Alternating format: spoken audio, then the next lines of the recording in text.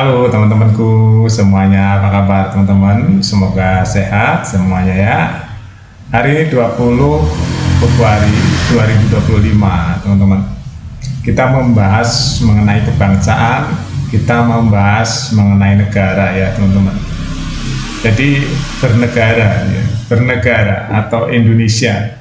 Hari ini Presiden Prabowo sudah melantik 600 lebih ya pejabat ya, dan wakil pejabat atau gubernur, bupati, wali kota dan wakilnya ya seluruh Indonesia teman-teman.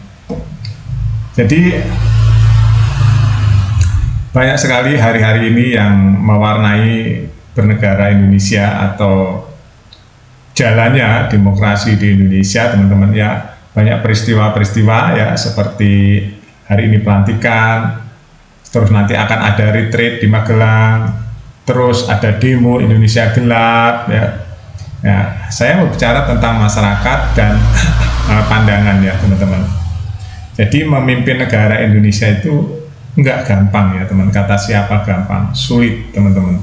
Apalagi bernegara itu enggak berdiri sendiri ya. Ada namanya regional, internasional dan lain-lain ya.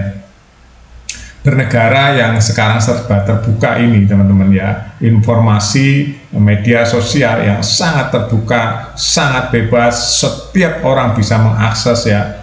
Ini nggak gampang, ini butuh manajemen yang bagus, pengelolaan manajemen, pengelolaan isu ya, pengelolaan komunikasi atau cara komunikasi yang benar ya. Jadi nggak gampang. Banyak orang di luar atau orang yang nggak ngerti mengelola negara ini dikirain mudah, ya enak sendiri, enak sekali ya ngomong kritik ini kritik itu ya, provokasi dan sebagainya. Tapi teman-teman, saya ingin memberikan satu warning ya atau disclaimer atau apa ya istilahnya, sharing saja bahwa kita jangan selalu menjelek-jelekkan negara kita ya, jangan. Kita hidup, makan, tidur ya, semuanya di negara NKRI ini. Kita harus bisa saling menjaga, jangan saling memfitnah, jangan saling menjelek-jelekkan, apalagi memprovokasi suatu keadaan ya. Nah, yang saya khawatirkan teman-teman ya, khususnya buat para politisi ya, yang hanya berpikir tentang kekuasaan, tentang posisi yang pro dan kontra ya, itu juga harus hati-hati. Jadi di sebuah negara atau mengelola negara itu nggak sesimpel apa ya, ibaratnya berbagi-bagi gitu, enggak. Ada program-program negara ya. Program negara itu apa sih? Ya, banyak program negara di tangan Presiden Prabowo ini yang benar-benar menurut saya bagus ya teman-teman, bagus. Ini baru 100 hari, nggak ada mengelola negara 100 hari langsung kelihatan, tuh nggak ada teman-teman. Ya, ini sudah mulai dijalankan, yaitu pemberantasan korupsi ya, terus program-program jangka panjang itu sudah mulai digerakkan. Ya, memang semua nggak seperti membalikkan telapak kanan, tapi ada pihak dari yang di luar pemerintahan suaranya ya itu gaduh ya. Kalau menurut saya agak-agak gaduh, walaupun cara pandangnya kalau menurut dia ya bagus. Menurut kita juga bagus, semua bagus ya. Cuma harus jangan bikin gaduh. Karena apa? Karena kita langsung berpikir apakah suara-suara yang bikin gaduh, suara-suara yang bikin kontra itu apakah murni atau tidak ya. Nanti kita bisa melihat ya, ada kadarnya di situ. Ada yang ditunggangi ya, ditunggangi asing yang nggak suka Indonesia maju juga ada teman-teman ya. Jadi yang namanya gerakan-gerakan itu ada yang masih berdiri sendiri, ada yang masih mulai tercemar ya, atau yang ada lagi yang benar-benar ditunggangi supaya misi-misi tertentu itu digagalkan atau tidak tercapai ya, banyak. Nah, di zaman sekarang itu banyak strategi lawan juga untuk menghancurkan atau paling tidak menghambat pertumbuhan Indonesia juga banyak ya teman-teman.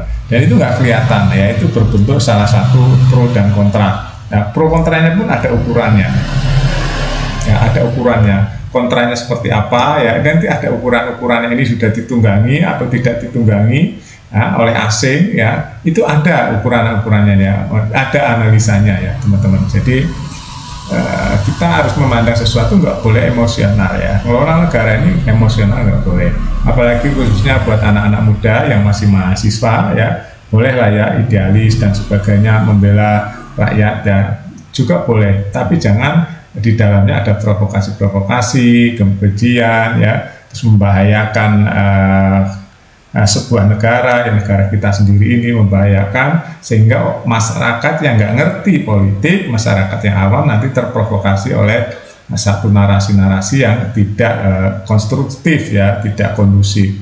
Jangan sampai ya, sebagai orang yang merasa sekolah ya, kuliah, intelektual ya, seharusnya harus berpikir banyak tentang itu ya. Nggak boleh emosi, nggak boleh, bahasanya juga nggak boleh provokatif. Bahasanya harus benar-benar dijelaskan kenapa harus demo, kenapa harus menuntut sesuatu ya. Ya itu juga harus disesuaikan, yang masuk akal ya, yang bisa dicerna ya, dan bisa dicari arah solusinya seperti apa. Jadi boleh yang membawa isu-isu tentang sosial masyarakat itu harus ya, namanya juga mahasiswa. Mahasiswa itu adalah agen perubahan yang mewakili masyarakat. Itu kalau murni ya, tapi sayangnya banyak case-case yang gerakan-gerakan yang tidak mewakili seluruh masyarakat Indonesia ya. Banyak teman-teman gerakan-gerakan yang hanya mewakili kelompok-kelompoknya saja. Jadi kalau menurut saya, kita semua harus menjaga kondisivitas negara supaya kita bisa berkembang. Banyak pengangguran, iya banyak sekali pengangguran teman-teman ya. Saya peneliti sosial, jadi saya tahu banget ya sosial seperti apa yang terjadi di dalam masyarakat Indonesia teman-teman. Pengangguran banyak sekali hari ini, orang miskin khususnya yang sehari mencari makan sehari jam masih susah ya. Itulah Indonesia hari ini teman-teman, masih banyak sekali. Jadi itu butuh pemerintah tuh fokus ke sana supaya rakyat Indonesia tidak pusing lagi untuk urusan perut ya. Nah, masalahnya hari ini masih banyak tuh ya, jutaan rakyat Indonesia yang masih hari ini mau makan apa aja masih pusing ya teman-teman. Belum mikirkan kontrakan, mikiran kos-kosan, tempat tinggal, masih banyak yang nggak punya tempat tinggal ya.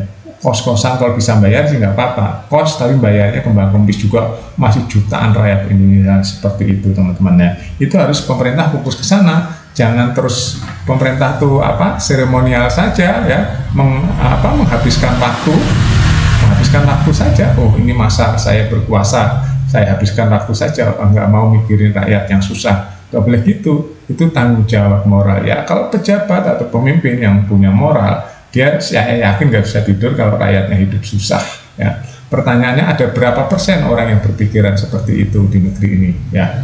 Jadi kalau Presiden Prabowo saya sudah jelas ya, dia tulus ya, dia ikhlas teman-teman ya, bertahun-tahun mencalonkan presiden hanya untuk mengabdi kepada negara ini ya.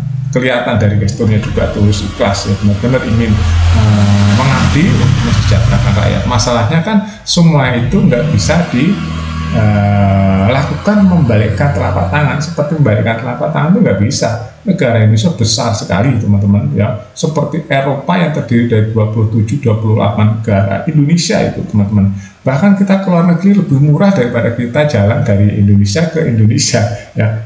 Ada kita bagian barat ke timur aja udah biayanya lebih mahal daripada kita ke luar negeri. Itulah saking luasnya Indonesia ya. Makanya kita harus bertahap membangun negeri ini ya, nggak ada yang instan teman-teman, nggak ada. Sedangkan masyarakat Indonesia masih banyak yang miskin ya. Jadi harus benar-benar adil. Di sisi lain membangun perkembangan negeri ini ya, menaikkan jumlah tenaga kerja, resapan tenaga kerja, menaikkan devisa, menaikkan pendapatan, mengurangi pengangguran. Di sisi lain harus berpikir juga nih, rakyat miskin gimana supaya dia nggak miskin lagi. Itu harus dipikirkan ya. Sekolah harus gratis ya, semua sekolah sebenarnya harus gratis teman-teman ya, supaya rakyat itu bisa sekolah semua, nggak dibebani oleh sekolah. Hanya untuk makan aja banyak susah, apalagi mikirin anak-anaknya ke sekolah ya. Nah itu yang paling penting, sekolah gratis itu teman-teman. Dan kesehatan dua ya, kesehatan dan sekolah itu harus gratis kalau menurut saya, supaya rakyat Indonesia itu merasakan kemerdekaan. Jadi nggak dinikmati segelintir orang saja teman-teman ya. Kita bisa bedah ya, saya bisa bedah teman-teman ya. Banyak orang munafik di negeri ini, banyak sekali orang-orang munafik ya. Padahal kita sudah dikasih gambaran ya, pemimpin harus merasakan apa yang dirasakan oleh rakyatnya ya. Tapi di sisi lain ada ya, manusia-manusia di Indonesia ini sebagai pemimpin yang tidak merasakan denyut nadi rakyat kecil masih banyak.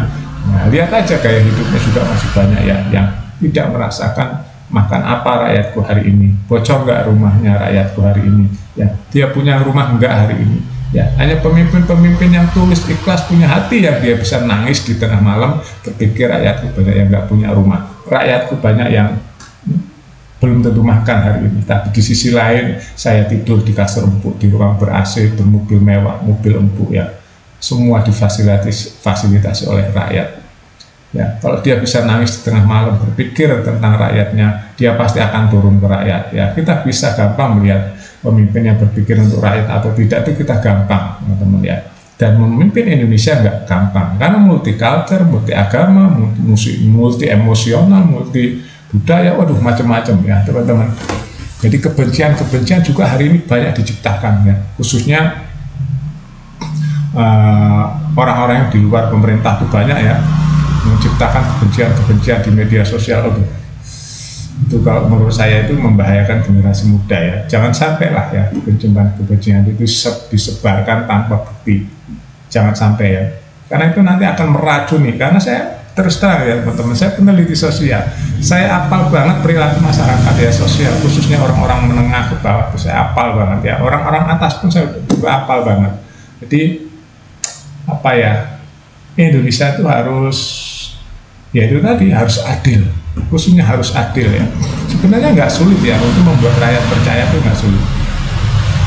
Adil saja, adil itu dalam arti begini ya teman-teman. Yang salah ya dihukum, yang nggak salah jangan dihukum. Itu ya teman-teman. Jadi adil dan proporsional.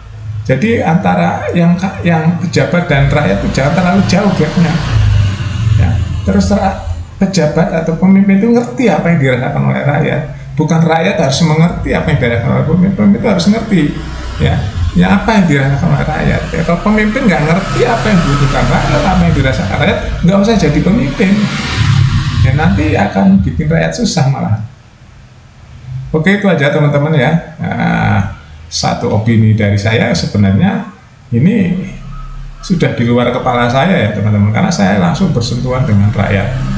Ya, jadi apal banget lah ya, namanya saya apal ya perilaku birokrat, perilaku rakyat itu saya apal. Ya, jadi pemimpin yang benar itu pemimpin yang tiap hari itu berpikir untuk rakyat. Ya, setiap hari dia tidak memikirkan dirinya, kelompok dan keluarganya secara berlebihan, tapi dia dicurahkan untuk berpikir bagaimana rakyatku hari ini makan atau tidak hari ini, lebih baik enggak rakyatku pekerjaannya hari ini. Ya. Sekolahnya gimana rakyatku semuanya, rumahnya kalau hujan bocor atau enggak, itu yang harus dipikirkan oleh pemimpin yang benar-benar mengabdi kepada bangsa dan negara ini.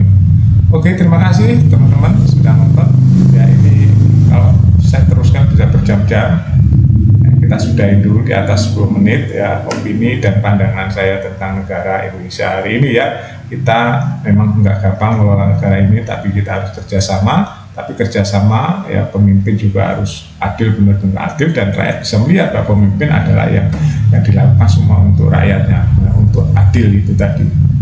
Yang pasti harus merasakan nanti rakyat ya, khususnya rakyat kecil yang dia tidak mempunyai kekuatan. Sampai jumpa teman-teman.